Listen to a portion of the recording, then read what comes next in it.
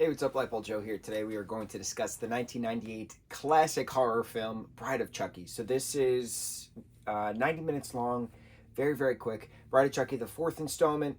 So this is the same year that the third takes place. So the third came out in 91, but it's 8 years later, so Andy's 16.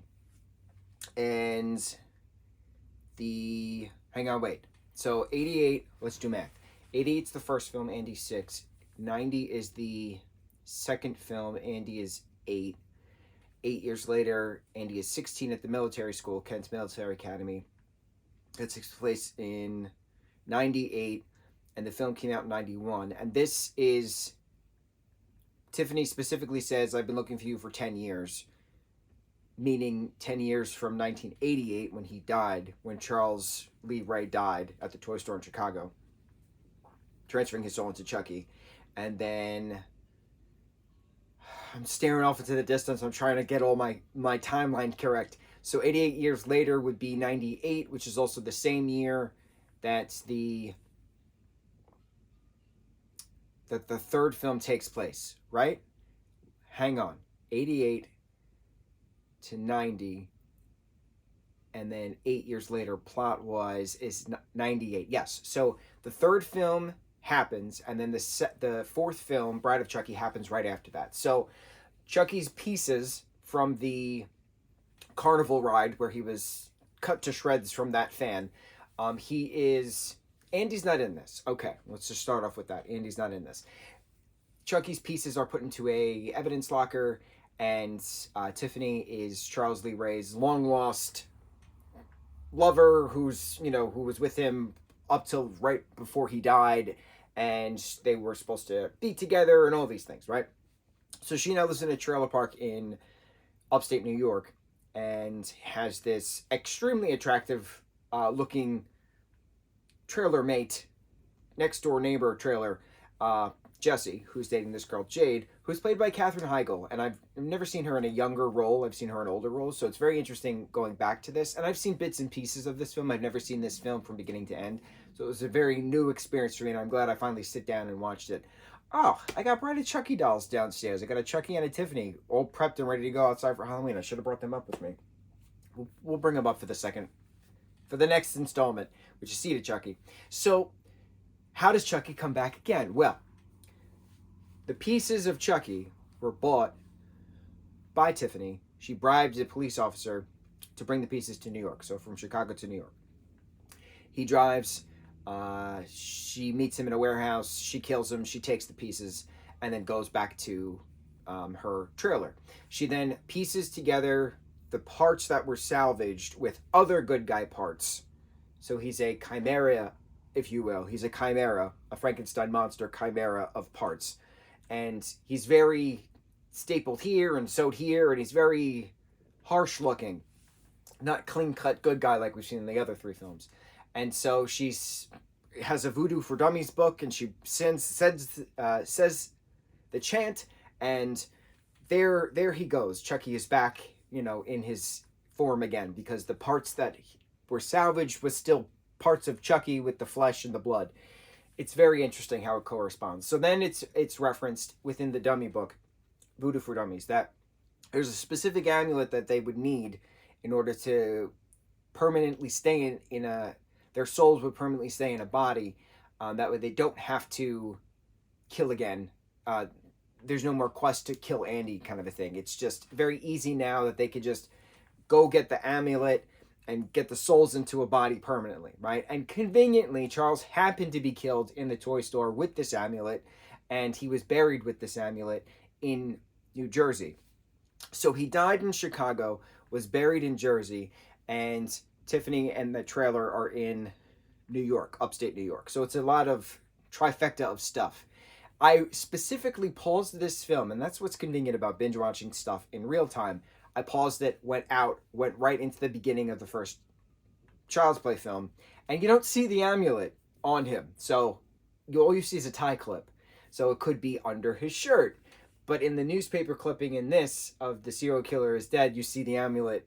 And I was like, that's not a thing per the first film. But I'll just say, for argument's sake, The amulet was tucked under his shirt, under the tie, under the clip. Fine. So this, and the amulet obviously was given to him from that voodoo priest that in Chicago that gave him the curse to begin with, to gave him the ritual to begin with.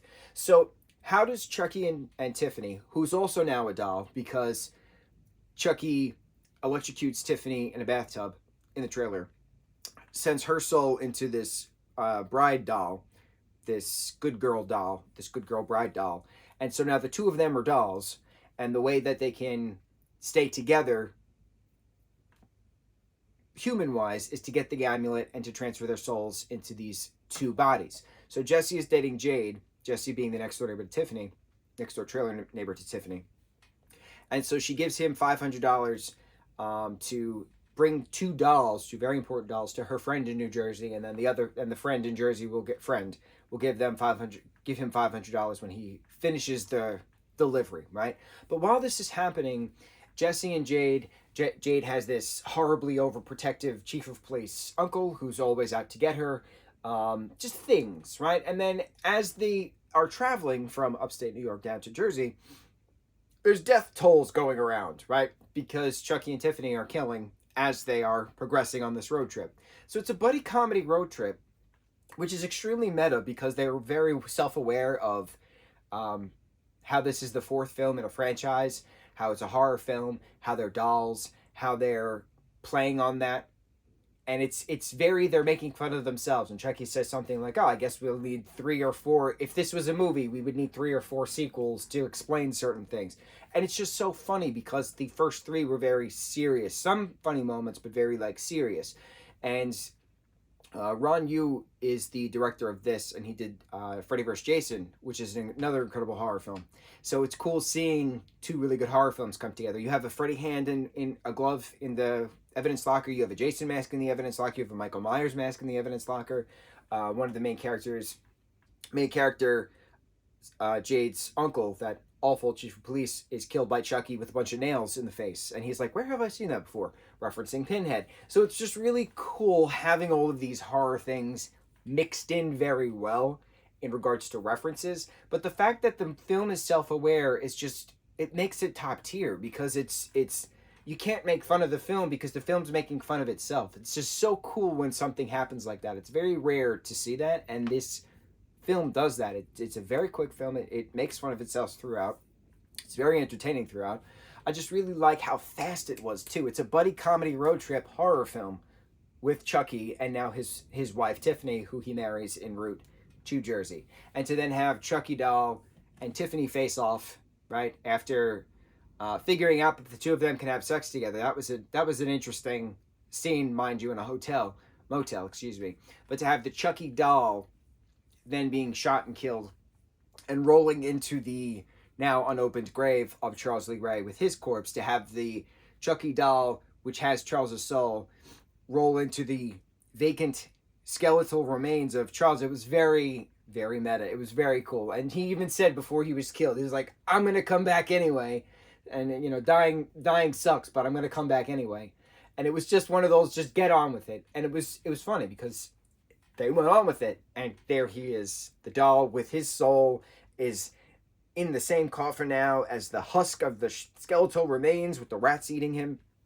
Very cool. But then at the very end, the next investigator who's been tracking Jesse and Jade throughout says, no one's going to believe you on this, but you obviously didn't do this. Go, because he's seeing all this. And then he sees Tiffany, who we thought was dead, who's not dead, gives birth to then Glenn, we know, moving forward, seed of Chucky. And that's the next film we're going to talk about. So it's just so fast. This film series is so fast, and I'm really happy that I'm paying attention to timelines, because 1988 has the plot-wise of both the third and fourth film, or both 1988. And I think that's really cool and very smart how they kept it together. So now, again, I've only seen bits and pieces of Seed of Chucky. I've never seen that in its entirety. I'm pretty sure I saw the entirety of Curse of Chucky and Cult of Chucky. I got to rewatch it again. It's been quite some time. But I don't think I've ever seen the entirety beginning to end of Seed of Chucky. I've always waited because I've always wanted to do one marathon, and this is that moment. We're here. We're at the moment. 1998, cult classic film, Bride of Chucky, introducing Jennifer Tilly's character of Tiffany who's a goddess amongst us mere mortals, moving forward throughout the rest of the franchise. Wonderful, wonderful, wonderful horror film, wonderful comedy film, wonderful meta, very self-aware film. On to the next review. Mucho mahalo.